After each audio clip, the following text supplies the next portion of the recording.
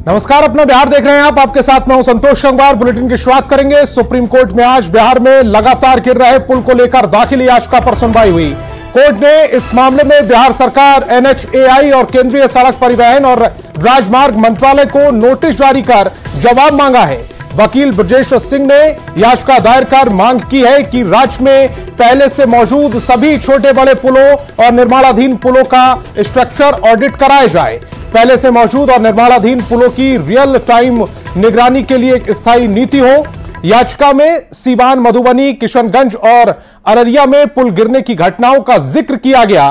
बिहार में पिछले दिनों बारिश के चलते लगातार कई पुल गिरे थे। राज्य में 15 दिन में छोटे बड़े मिलाकर 12 ब्रिज गिरे थे। बिहार के रहने वाले वकील ब्रजेश सिंह ने कोर्ट में याचिका दायर कर सभी कमजोर पुलों को गिराने का निर्देश देने की मांग की है।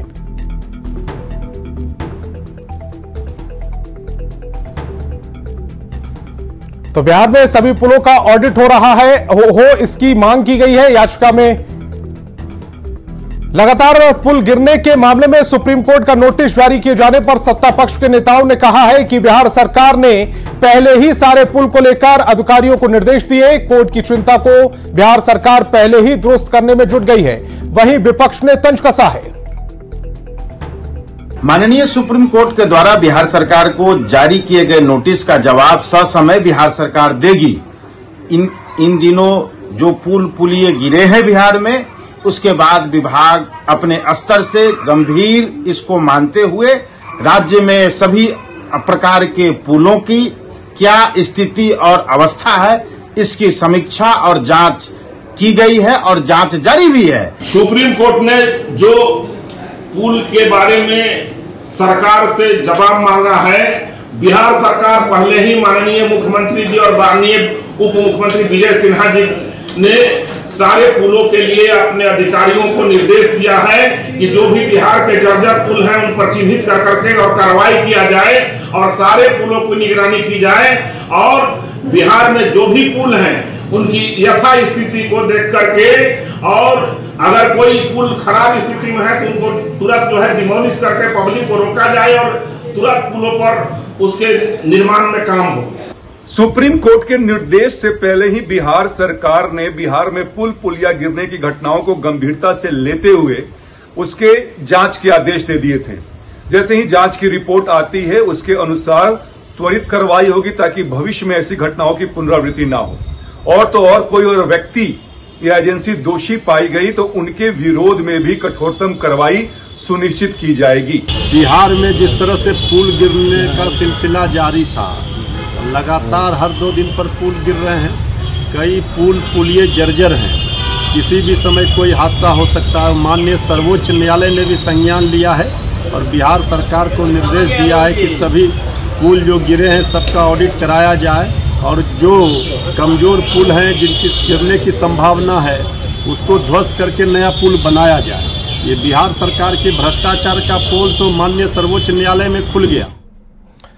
बिहार सरकार की आरक्षण बढ़ाने वाली याचिका पर सुनवाई के लिए सुप्रीम कोर्ट तैयार हो गया है। हालांकि सुप्रीम कोर्ट ने फिलहाल पटना हाईकोर्ट के फैसले पर रोक लगाने से इनकार कर दिया है। कोर्ट ने सुनवाई के लिए सितंबर का समय दिया। बिहार में 50% आरक्षण को बढ़ाकर 65% करने के फैसले को पटना हाईकोर्ट ने रद्द किया था। इसके बाद बिहार सरकार पटना हाईकोर्ट के फैसले के खिलाफ सुप्रीम कोर्ट पहुंच गई।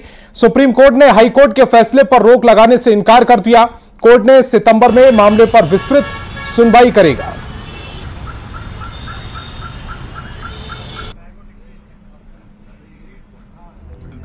बिहार सरकार की आरक्षण बढ़ाने वाली याचिका पर सुनवाई के लिए सुप्रीम कोर्ट तैयार हो गया है। हालांकि सुप्रीम कोर्ट ने फिलहाल पटना हाईकोर्ट के फैसले पर रोक लगाने से इनकार कर दिया है। इसे लेकर बिहार की सियासत भी गर्म हो गई है।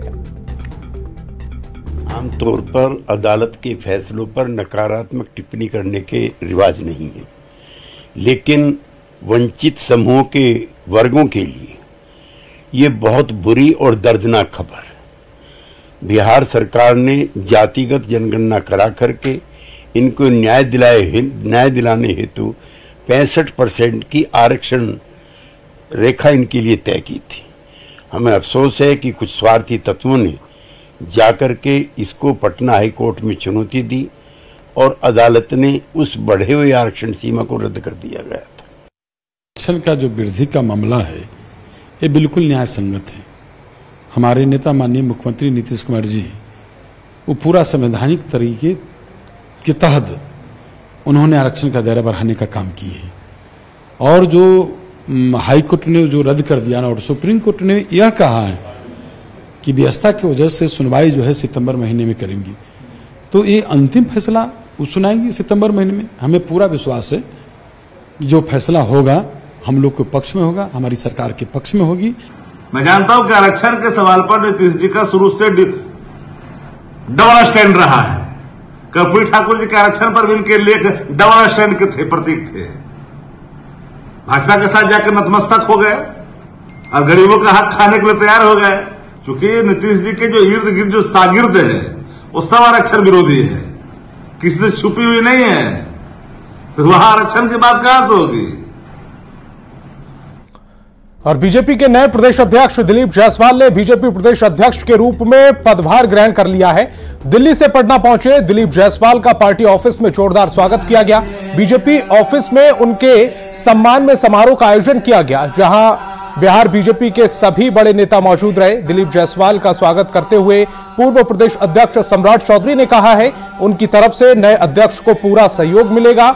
वहीं दिलीप जायसवाल ने केंद्रीय नेतृत्व को धन्यवाद देते हुए कहा कि जो जिम्मेदारी उन्हें दी गई है वे इसे ईमानदारी से निभाने की पूरी कोशिश करेंगे।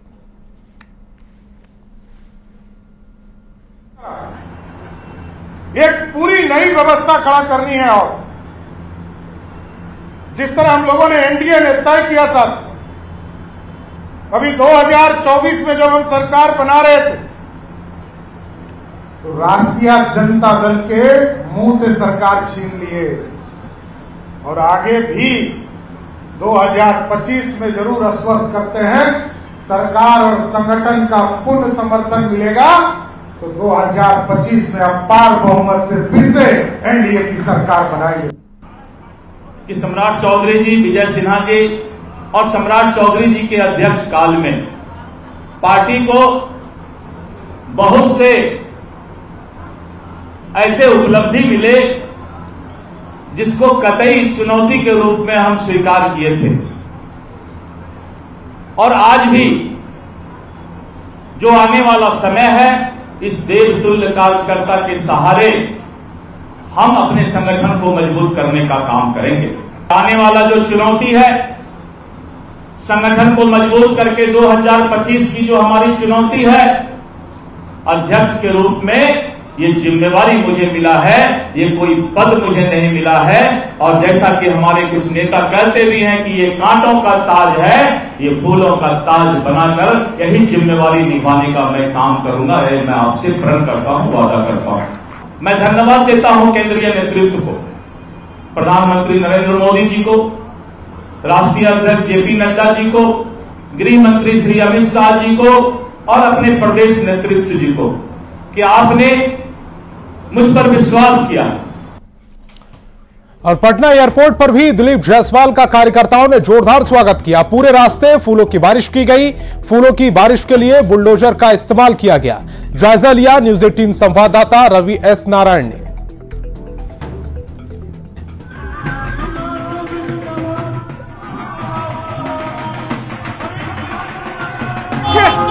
आप अपने कार्यभार संभालने के लिए बीजेपी के लिए कार्यालय निकले हैं और ये देखिए स्वागत, यहाँ पे वो अपने काफिले के साथ वहाँ पहुँच रहे हैं और रास्ते भर में फूलों की बारिश की जा रही है।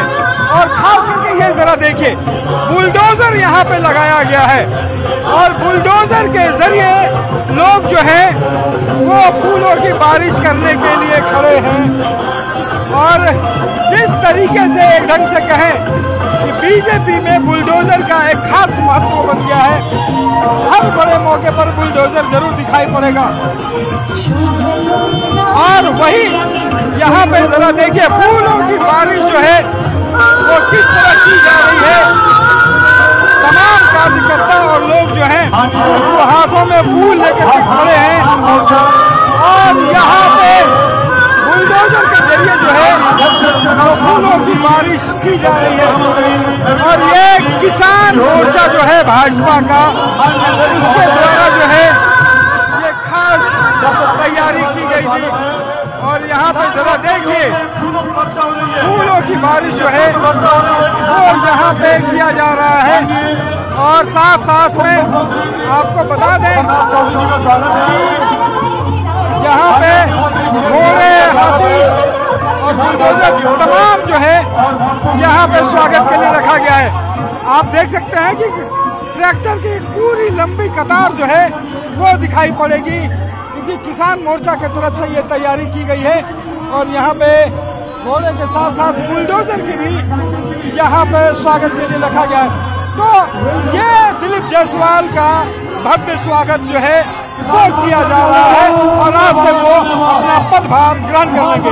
कैमरा दीपक के साथ रमेश नारायण, न्यूज़ 18 पटना। और बिहार में बढ़ते अपराध पर बीजेपी नेता और पूर्व केंद्रीय मंत्री आरसीपी सिंह ने सीएम नीतीश कुमार को सुझाव दिया है। बीजेपी नेता आरसीपी सिंह ने कहा कि अपराधियों में जो भय 2005 से 10 में था वह खौफ अभी नहीं है। उस वक्त स्पीडी ट्रायल से बड़ी संख्या में अपराधियों को सजा दिलाई जाती थी, लेकिन अब पहले से ज्यादा व्यवस्था पुलिस को दी गई है। बावजूद अपराधियों को पुलिस का कोई खास खौफ नहीं है। जिस राज्य में अपराध बेकाबू हो जाए वहां विकास और कानून का राज स्थापित नहीं किया जा सकता।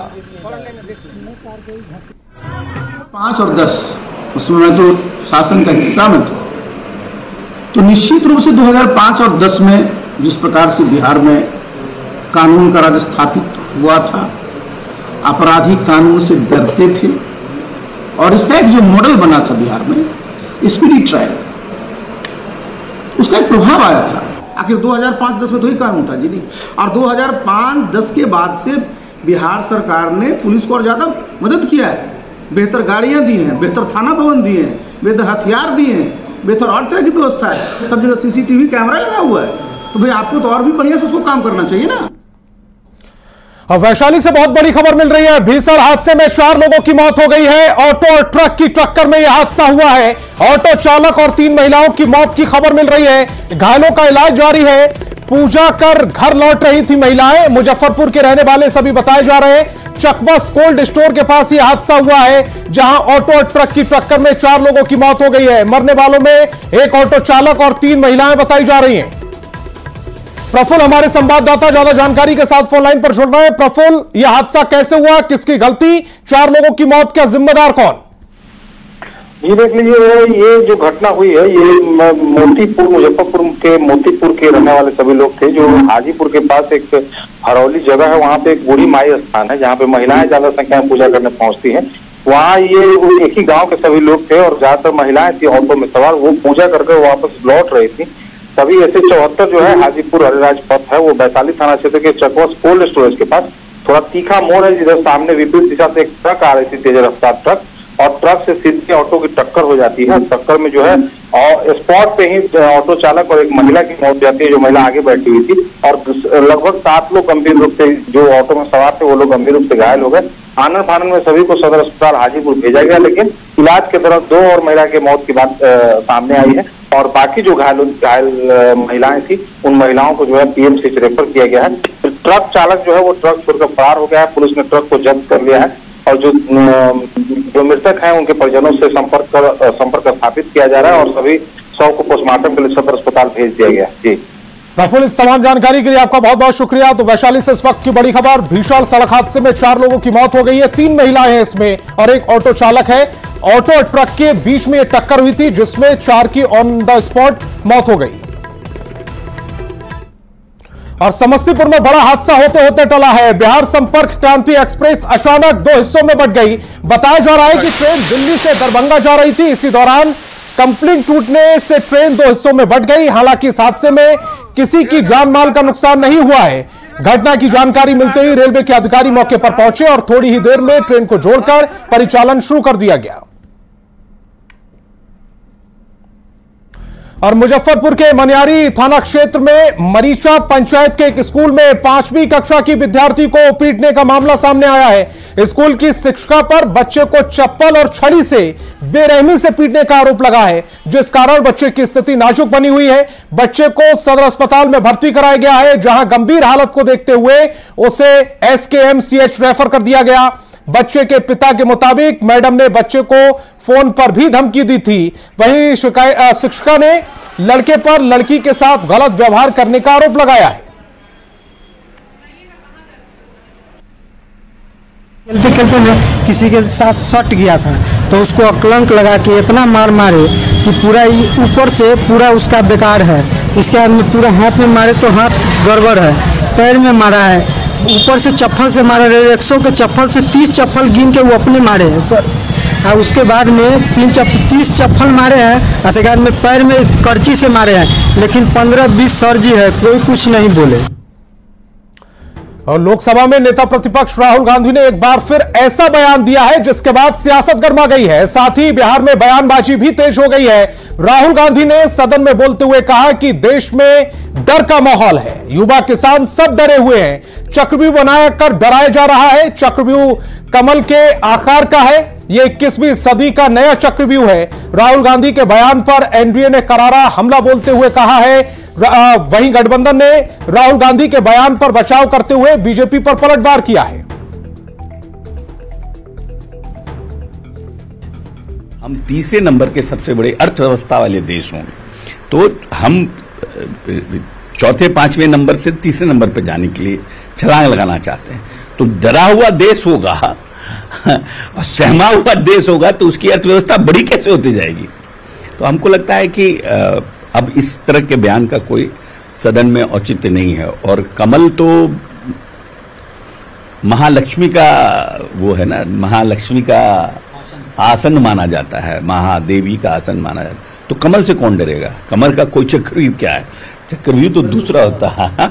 आज राहुल गांधी जी का जो बयान आया है कि पूरा भारत कमल के चक्रव्यूह में फंस गया है और फंसता जा रहा है, ये देशवासियों को समझना होगा कि ये बिल्कुल सच्ची बात है। आप किसानों को ही ले लीजिए, आप देखिए भारत में सबसे बड़ी आबादी किसानों की है, किसी भी फसल का एमएसपी नहीं तय किया गया और पूरा भारत को ये लोग महंगाई के गोद में बैठा करके रख दिए। तो झांसा तो जरूर दे रहे हैं और कमल के चक्रव्यूह में तो हमारा देश फंसता जा रहा है। संभलने की जरूरत है लोगों को।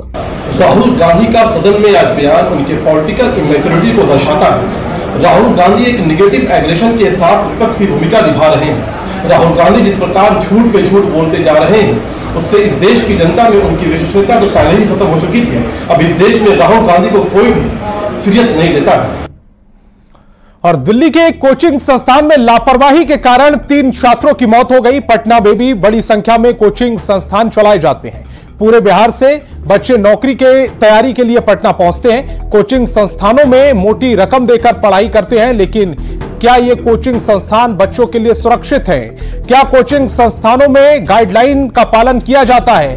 पटना के कोचिंग संस्थानों में किन मानकों का ख्याल रखा जा रहा है? न्यूज 18 ने इसका रियलिटी चेक किया है। देखिए संवाददाता विनीता मिश्रा की ये खास रिपोर्ट। स्थिति है पटना में, कैसे कैसे कोचिंग संस्थान चल रहे हैं, उसी का रियलिटी चेक करने पहुंचे हैं। एक ऐसे ही कोचिंग संस्थान में हम आपको वहां की तस्वीर दिखाते हैं कि वहां क्या कुछ तैयारी है, कैसे बच्चों को पढ़ाई कराई जाती है। पटना में कई सारे कोचिंग संस्थान हैं, वहां पर क्या कुछ तस्वीर है, क्या कुछ तैयारी है, बच्चे कैसे पढ़ाई करते हैं, कितने सुरक्षित हैं। वो करियर तो बनाते हैं लेकिन उनका जीवन कितना सुरक्षित है। एक कोचिंग संस्थान की तस्वीर हम आपको दिखाते हैं। हालांकि बेसमेंट में नहीं है, ये फर्स्ट फ्लोर पर कोचिंग संस्थान चलाया जा रहा है। कई सारे ऐसी डिग्रियां जो बच्चे यहां पढ़कर हासिल करते हैं, कई सारे जॉब जो बच्चे यहां पढ़ाई करके जॉब हासिल करते हैं। यहाँ किन किन मानकों का पालन होता है, सबसे पहले उसकी तस्वीर हम आपको दिखा दें। बच्चे सुरक्षित ढंग से यहाँ पढ़ाई तो कर रहे हैं, लेकिन कौन कौन से मानक जो यहाँ फॉलो किए जा रहे हैं वो भी हम आपको बता रहे हैं। क्योंकि मानक फॉलो नहीं करने के कारण दिल्ली में ऐसी घटना घटी है। दिल्ली में 3 बच्चों की जान चली गई। वो तीनों बच्चे करियर बनाने के कारण वहां पढ़ाई कर रहे थे और यहाँ भी कई सारे बच्चे यहाँ नजर आ रहे होंगे जो करियर बना रहे हैं। सर भी हमारे साथ हैं। सर, बेसमेंट में तो नहीं है आपका कोचिंग और फर्स्ट फ्लोर पे बच्चे पढ़ाई कर रहे हैं, किन किन मानकों का पालन कर रहे हैं? देखिए, 2010 में बिहार भारत का पहला ऐसा राज्य बना जहां कोचिंग एक्ट पारित हुआ। कोचिंग एक्ट में कि एक बेंच पर 2 लड़के रहेंगे वो है। और दूसरी बात कि अगर किसी अगलगी तक की घटना होती है तो आग बुझाने का पर्याप्त साधन होना चाहिए, उसका साधन है। दूसरी बात कि प्रकाश होना चाहिए, प्रकाश हमारे पास पर्याप्त है। तीसरी बात है कि लड़की तो इस बुलेटिन में फिलहाल इतना ही, लेकिन चलते चलते एक नजर हेडलाइंस पर।